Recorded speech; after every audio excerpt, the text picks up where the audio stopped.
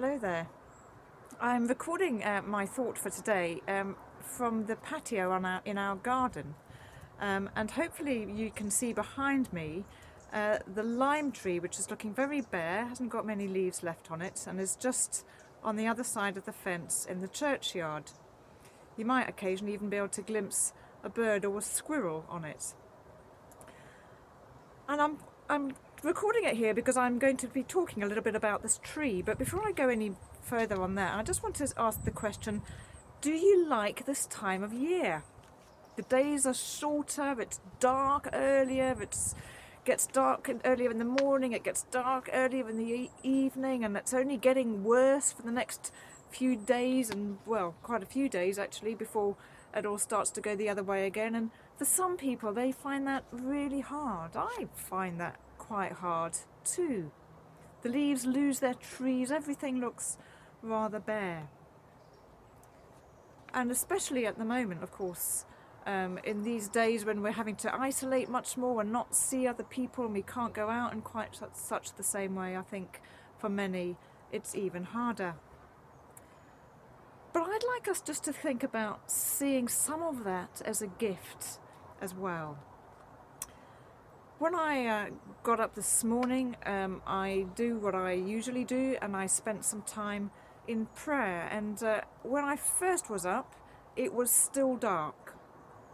And that tree behind me, you could hardly see. I was sitting in a chair in our front room, which looks directly out into the garden and onto that tree, and I could just make out the tree as the kind of very first tinges of light were starting to be apparent. That was about 6:30 in the morning. And actually, do you know what? It was really rather beautiful. But then as the light gradually got more and more bright, I could see the tree in more of its fullness.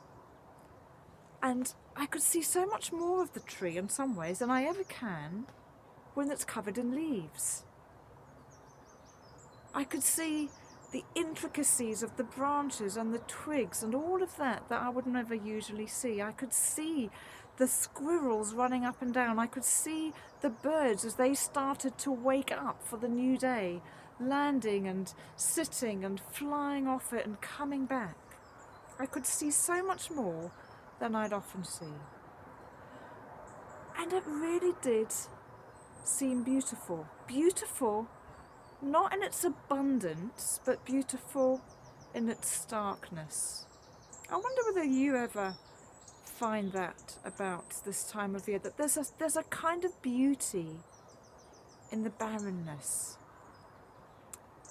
And that reminds me, of course, about our Christian story, which of course is about letting go. You see, that tree didn't become stark without there being a cost.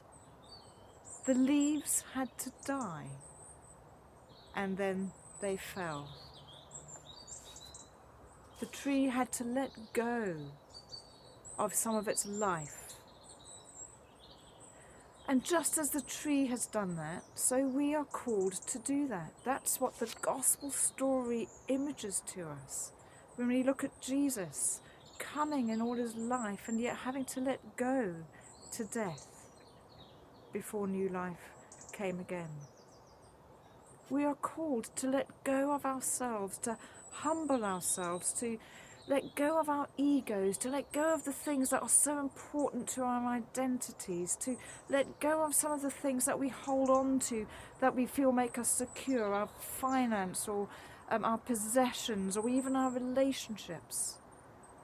Sometimes, of course, we're almost forced to let go when we find ourselves getting ill and our health goes, not out of that's out of our control. Of course, the thing that can be really hard is when we're forced to let go and we lose somebody we love. We don't usually choose for somebody that we love to die, but it happens. It happens to all of us at some point or other. It's nearly always painful, this whole business of letting go.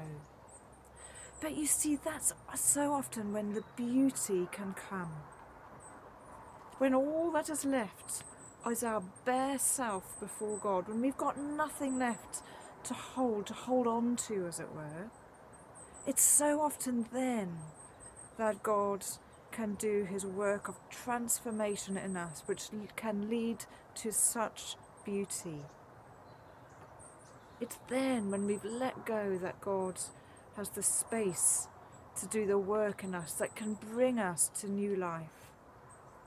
Just as it was when Jesus let go of everything on the cross, that the power of God was then at work in him and brought him to new life.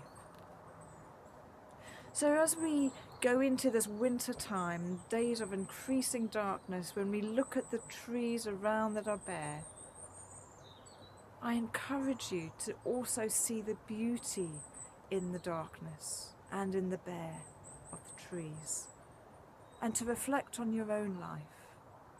What is God calling me to let go of in order that he may transform me, in order that I might know new life, in order that I might taste something of the beauty of being bare in a sense, but allowing that then to be the place where God can transform me and bring new life.